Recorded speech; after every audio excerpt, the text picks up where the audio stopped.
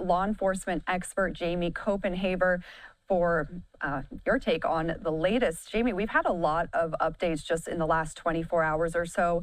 We're going to get into some of those details, but overall, what is your takeaway from where the investigation stands right now today?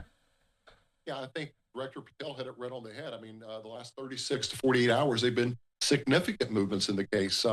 We at home may not see that, but it certainly is being fruitful in terms of this newly found set of gloves. I think that could be earth shattering to the case if we later find out it was connected to the kidnapping of Nancy Guthrie. So a lot of movement, a lot of forward movement um, by all partners involved in law enforcement.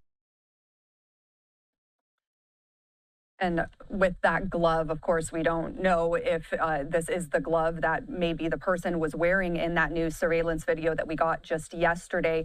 Let's pull that up here. So, according to the New York Post, these gloves that investigators found near the house, it was appeared to be a black glove. And then also in this video that the FBI put out yesterday, you can see a masked person wearing what looks like dark colored gloves while messing with that doorbell camera in front of Nancy's home. Let's talk a little bit about this video. What stuck out to you here? This came out just in the last 24 hours. And as we just heard from Amalia, investigators are getting a lot of calls since putting this video out. What's your takeaway here? Yeah, 18,000 tips and calls. That's a lot, right? And it also prompted another letter to TMZ. So it certainly garnered the attention of everyone. What points me out is, I mean, he makes two approaches to that door of Nancy Guthrie. The first one he comes up and it's as if he's probing that ring door camera. So as we see now on the screen, he's trying to manipulate that. At one point, he turns around and does an about face, Shauna, and walks back off the patio and sort of regroups and comes back for a second time. The other interesting part of this, Shauna, is the backpack. It certainly looks like it's full of items. We certainly don't know what's contained in that backpack, but it certainly caught my eye. And then obviously that gun that he had strapped to his waist, in a clear position where you can see that. Um, when he has this foliage, that's the only part I can't understand. What's the significance of the foliage and the flowers manipulating that camera? According to the sheriff in the press conference, that camera was destroyed by the bad guy and basically taken off the frame and made inoperable. So, it's a little confusing as to what he was doing there with the flowers, etc. And we spoke to you, or Austin spoke to you last night after that surveillance video came out. But after we got off with you, we got just another piece of information coming out in this case. We were following as the sheriff's department went down to Rio Rico, that's near the Mexico-Arizona border, where they detained somebody for questioning. They also served a warrant at what appeared to be a residence there. And then that person was released this morning. What do you think about this detainment for questioning? Do you think this was a dead end, or could this signify any kind of break in the case? Let's bypass the detention for just a moment and let's talk about the search warrant that was executed by HRT and FBI.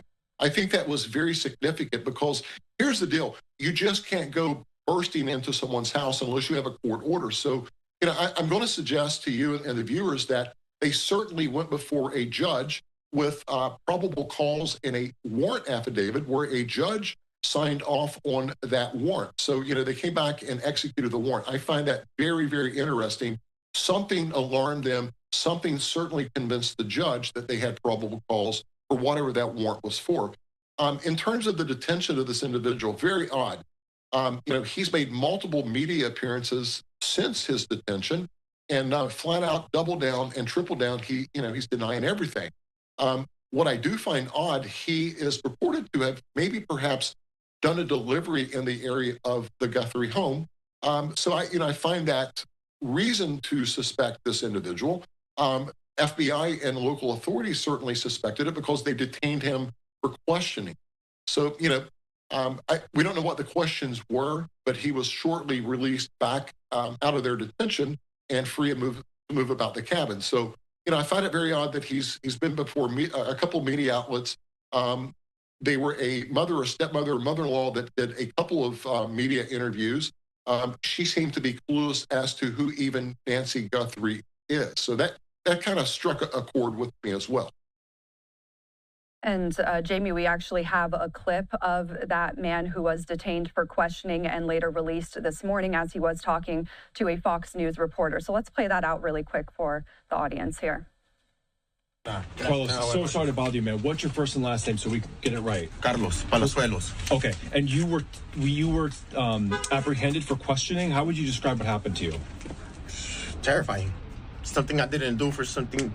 I was being like, I felt like I was being kidnapped, bro, because they didn't tell me anything at the beginning. And investigators showed up to this house, or were you the one who was pulled over in the traffic stop? I was the one that was pulled over at the traffic stop. Where was that? Right here on by Chubasco. Okay, and you were taken into custody at that point? Yeah. And you were I was being detained. Detained, okay. I was detained the whole time. Okay, That's where? what they told me. Where were they at holding the you? back of a car. Back of a car. Miranda car, and then they moved me into a Pima County Sheriff. Were you being questioned in the car? At the Miranda car, I was being questioned, but they only asked me for my first name, my last name, my date of birth, and my social. Okay. What were they asking you about? Where my whereabouts. Okay. Where did I work? Where was I? And all that. But Are you ever up in Tucson? yeah, I work in Tucson. What do you do? GLS, deliver packages. Okay, do you think you might have delivered a package to Nancy Guthrie's house? I don't know. Might have been a possibility. I don't know. Yeah, do you ever deliver like Amazon packages or anything? Well, it's kind of the same thing. Yeah. So do you think you may have, did they indicate that you might have been on her property? You're not sure? Nah, they just came up. They until right now, all I know is that they show my in-law a picture of somebody wearing a mask or something, and they supposedly look like my eyes. Right, okay. That's it. That's all I know. Okay.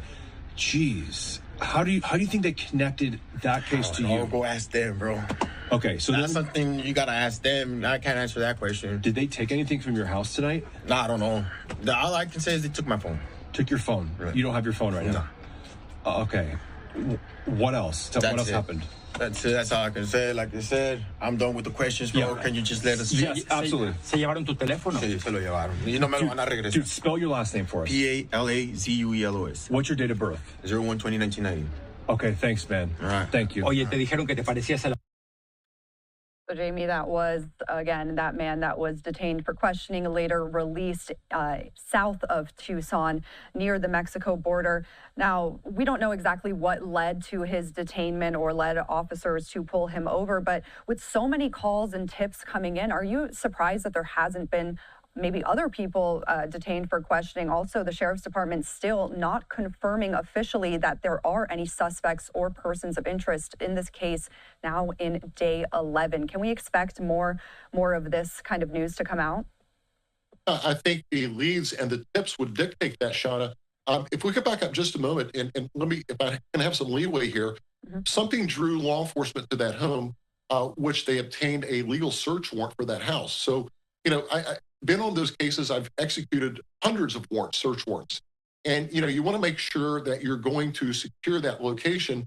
I can assure you in this case, they identified everyone living at that home, and they obviously knew who he was before he got there.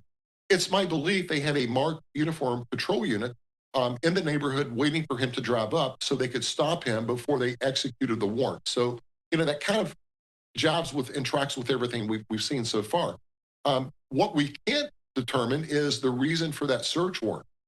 In terms of your question, are we going to see more? I hope so. I hope the leads and the tips continue to come in because someone out there is either A, responsible or knows something about the missing case of Nancy Guthrie.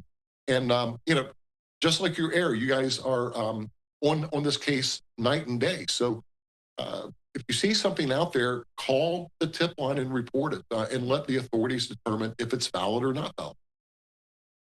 And let's go back to that glove that was found earlier today. This is the newest piece of information to come out in the last few hours. And we actually have some video from the New York Post showing investigators putting that glove into a bag. They say that this appeared to be a black glove and appeared to be stuck in a small shrub, according to the New York Post. They show that video of the officers removing it from the brush and then placing it into a bag. So what do you think that this is? Some people might say it's hard to believe that a piece of evidence this close to the home would have gone unnoticed for 11 days. Do you think that this is as major of a lead that possibly indicated here Of course, we saw the security camera video, this right here, also showing somebody appearing to wear dark gloves. Do you think this could be a major break in the case here? Absolutely. The interesting part of that is how did that glove get there? We know that special agents and local law enforcement have combed the areas, and they've done canvases, multiple canvases of all the areas. My first question is, it's an odd place for that glove to be. So it was either discarded intentionally or blew out of someone's car. I hope to believe that it's discarded by someone in a passing car, right? But here's the caveat to that. If you're a person responsible for the abduction and kidnapping of Nancy Guthrie, you're not going to be that reckless to discard a glove that close to the crime scene. Just my opinion. More better, I can assure you that glove was collected and sent to the lab for any DNA or touch DNA biological evidence that they could glean off of the interior of that glove. And then, of course, software and tools by FBI, they're going to compare this glove with what they can compare it with a video that we're watching now with the gloves the intruder wore to see if it is similar or a match to what the kidnapper wore on the night of her disappearance. Yeah, hopefully it is a good lead in the investigation. We've been asking you this every day, basically. Now we are wrapping up day 11 of the search. What does that indicate to authorities? How might they be changing their approach now that we are almost 2 weeks out from the last time that Nancy was seen? Yeah, 11 days. We didn't think we'd be here that long for this case. My takeaways from that, what I would look for in law enforcement, they're going to go back and canvass neighborhoods and canvass streets again.